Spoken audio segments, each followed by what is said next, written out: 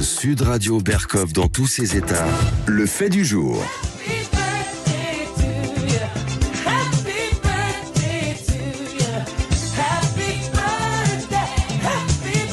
Eh oui, c'était en 1974. Oui, je vous parle d'un temps que les moins de 60 ans ne peuvent pas connaître. Il y avait quoi? Eh bien, il y avait un budget français, tenez-vous bien, à l'équilibre. Oui, 1974, nous étions à l'équilibre. Ne dites pas que c'est une fake news, c'est pas vrai. Bonjour Marc Toiti. Bonjour cher André, bonjour à toutes et à tous et bonne année 2024. Eh bien, très bonne année à vous. D'abord, vous la commencez en fanfare, puisque vous avez lancé votre chaîne YouTube Marc Toiti TV. Vous avez déjà 113 000 abonnés, bravo. Et ce n'est qu'un début. Ça a quelques années, bien sûr que ça... Ben c'est bien. C'est gentil, merci. C'est très bien et vous continuez le combat, nous aussi. Alors, dites-moi, c'est quand même extraordinaire. 74, c'était l'arrivée de Giscard d'Estaing et j'ai sous les yeux l'augmentation jusqu'à aujourd'hui. On est passé de 112 milliards sous Giscard à plus de 3 000 milliards aujourd'hui. Donc, en 50 ans de 112 milliards et encore, enfin, ça c'était sous Giscard, avant c'était zéro. Dites-moi, Marc Toiti, non mais c'est vrai, on voudrait un peu comprendre. D'abord, qu'est-ce que c'est que cette dette publique et comment ça a pu atteindre des sommets himalayesques tels qu'on les voit? Vous avez donné la réponse, c'est-à-dire qu'en fait, la dette publique, c'est le cumul de tous les déficits publics qu'on a fait depuis donc 50 ans, parce que le dernier excédent remonte à 1974.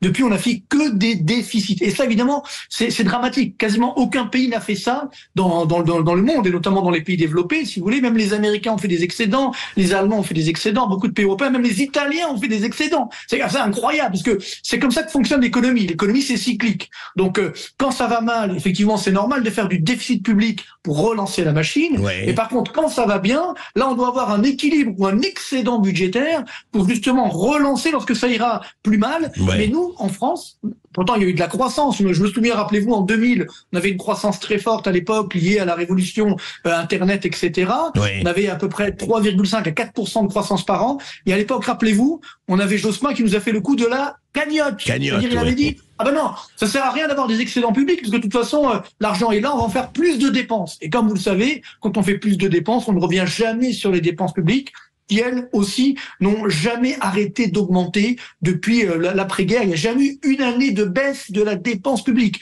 Et donc, effectivement, le cumul de ces déficits, c'est ça qui fait cette dette publique que vous avez évoquée.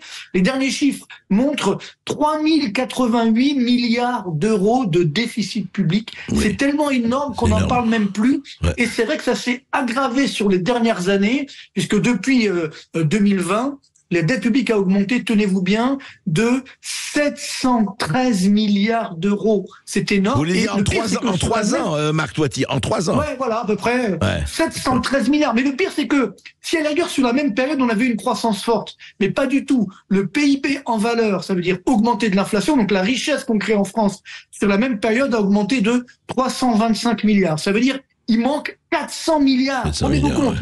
L'augmentement de dette publique de 700 milliards, j'ai 300 milliards de richesses créées. C'est complètement fou. Et quand vous regardez sur longue période, c'est encore pire. C'est-à-dire, depuis 2012, depuis 2007, l'écart depuis 2007, c'est fou. Entre la variation de la dette publique et la variation de la richesse qu'on crée en France, 3,2 fois plus. C'est-à-dire que notre dette publique a augmenté 3,2 fois plus que la richesse créée en France depuis 2007. Depuis 2007. Il n'y a aucun pays dans le... On a le record. Même les Américains ont fait. Oui, mais alors, Marc Toiti, on voudrait comprendre la mécanique de la chose. C'est-à-dire que quand, en bon père de famille, on dit tout ça, ce cliché, vous savez, vous et moi, on a un budget, on administre effectivement, que ce soit la famille, la maison, etc., les dépenses, on essaye à un certain équilibre. Les princes qui nous ont gouvernés, depuis 50 ans, c'est pas de gauche et droite confondus, peu importe. Qu'est-ce qui fait que la production, parce que la richesse produite s'est retrouvée totalement en maillot rouge et s'est retrouvée totalement derrière la dette. C'est-à-dire cette espèce d'écart abyssal, quoi. C'est ça le problème, c'est que on a cette dette publique qui explose, ces dépenses publiques qui explosent, et pourtant les services publics sont de moins en moins bonne qualité. Donc c'est aussi, c'est-à-dire qu'on a énormément de gaspillage, parce que ne l'oublions pas, on parlait tout à l'heure des déficits, mais on est numéro 1 du monde des impôts. Dans notre histoire aujourd'hui, la pression, ce qu'on appelle les prélèvements obligatoires, c'est plus de 47% de notre richesse. C'est du jamais vu, numéro 1 au monde. Hein. C'est donc quelque chose de complètement fou. Ouais. Et donc, on est numéro 1 des impôts, mais on a quand même des déficits. Ouais. C'est complètement fou. Alors pourquoi ? Parce qu'on fait encore plus d'augmentation des dépenses et évidemment, faut dire le mot, de gaspillage. Parce que si on avait une dette publique ou une dépense publique efficace, on aurait une croissance forte, on aurait le fameux plein emploi qu'on attend toujours depuis 50 ans également, qu'on n'a toujours pas. Mais, on aurait la paix sociale. Excusez-moi, vous dites justement jamais les prélèvements obligatoires ont été aussi importants, près de 50%, la dépense, etc. Mais pardon, mais où va le pognon ? Je veux dire, c'est une question qu'on va poser tout au long de l'année, d'ailleurs. Vous avez raison, c'est la bonne question. Regardez, l'année dernière, en 2023, on n'a pas encore complètement l'année, mais sur les 10 premiers mois de l'année, on a battu un record du déficit de l'État français. C'est-à-dire pire que pendant le coronavirus. Pourtant, en 2023, il n'y a pas de coronavirus. Enfin, on n'a pas été enfermés chez nous. Heureusement d'ailleurs. Mais tout ça pour dire que on dilapide l'argent public et ça, c'est inadmissible. Parce que si à la rigueur, c'est efficace, on a une croissance forte, on peut dire au diable l'avarice, c'est pas grave. Là, on peut accepter. Mais ce n'est même pas le cas. Donc, ça veut bien dire que cet argent, malheureusement, il est mal utilisé.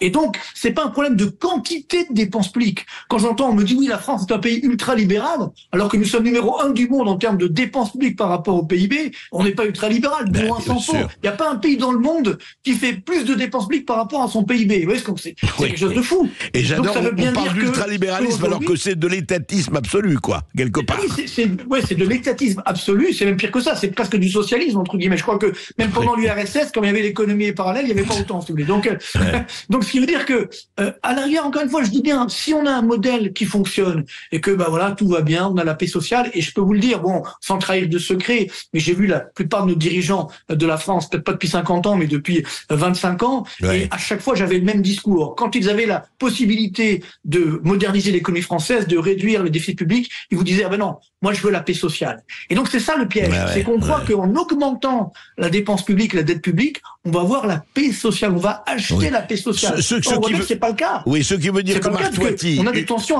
incroyables. C'est-à-dire que n'importe quel corps de métier ou association ou groupe, etc., qui dit, moi j'ai besoin d'argent, et il dit voilà, que ce soit la ville ou autre chose, s'il commence à protester, il dit oh là là là, allons-y, allongeons les milliards, et comme ça va se calmer. C'est ça la chose. En tout cas, depuis quelques années, c'est exactement ce qui est en train de se produire, et notamment en 2023, parce que là, encore une fois, on verra, on n'a pas encore le détail des chiffres, mais comment est-ce possible que nous ayons un déficit public historiquement élevé en 2023, alors qu'il y a eu un petit peu de croissance, qu'il y a même un petit peu d'inflation, donc ça a fait monter, même beaucoup d'inflation, donc ça a fait monter les recettes de TVA, que plus les prix augmentaient, plus les recettes de TVA augmentaient, donc on aurait dû avoir une réduction de ce déficit. Pourtant, il augmente, de l'État simplement, donc c'est qu'il y a quand même un problème. Donc là aussi, c'est pas un problème de moyens, mais d'efficacité de ces moyens. Il faut réallouer complètement ces moyens, mais pour ça, et c'est le cas depuis 50 ans, il faut une volonté politique. Ce qui me fait vraiment, ce qui m'effraie, même qui me rend en colère, j'ai envie de dire,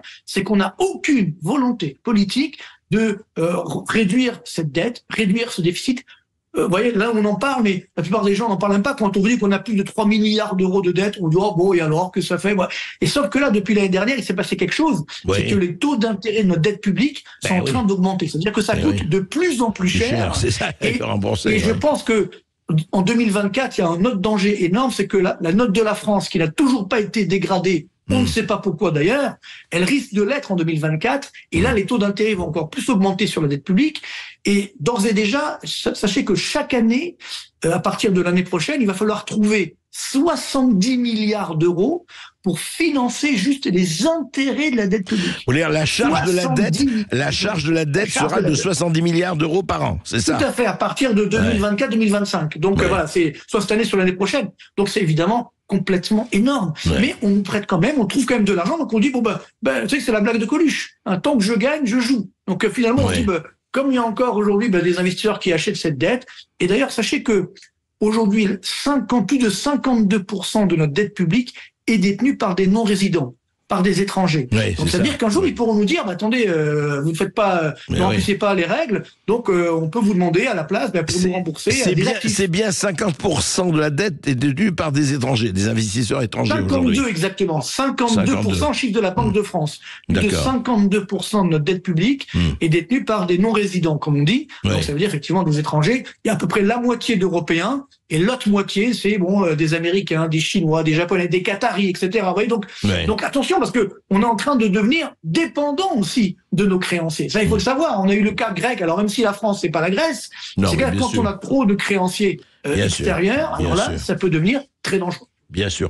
Alors, Marc Toiti, juste une chose, ce qui est tout à fait étonnant justement dans ce demi-siècle, parce qu'encore une fois, je rappelle, c'est ça qui m'a frappé, je dis, vraiment, on doit en parler, c'est que tout le monde se pose la question de où va l'argent, où va le pognon, où c'est investi, mais on a l'impression que vraiment, vous parlez de la paix sociale, est-ce qu'il y a aussi des motifs, je ne sais pas, politiques, de conflits d'intérêts, etc., de dire, mais c'est très bien l'administration, on augmente les conseillers McKinsey et autres. C'est-à-dire, je me rappelle cette phrase extraordinaire, on l'a souvent citée de François Hollande, c'est pas cher, c'est l'État qui paye.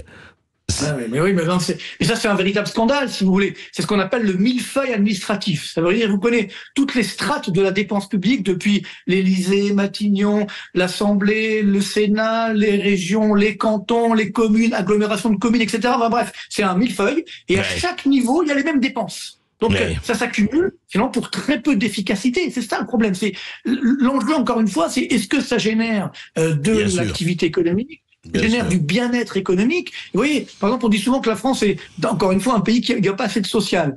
Le poids des dépenses sociales en France, c'est plus de 32% de notre richesse, 32%, ce qui est un niveau premier mondial. Nous sommes numéro 1 du monde. La moyenne des pays de l'OCDE, ça veut dire les pays riches, c'est 21%. On est à 32. 32%. C'est des niveaux énormes. Donc, c'est vrai qu'avec tout ça, on serait en droit d'attendre, justement, la fameuse paix sociale, que la pauvreté baisse, les inégalités baissent, et malheureusement, ce n'est pas le cas. Donc, encore une fois, c'est pas faire du French bashing que de dire ça.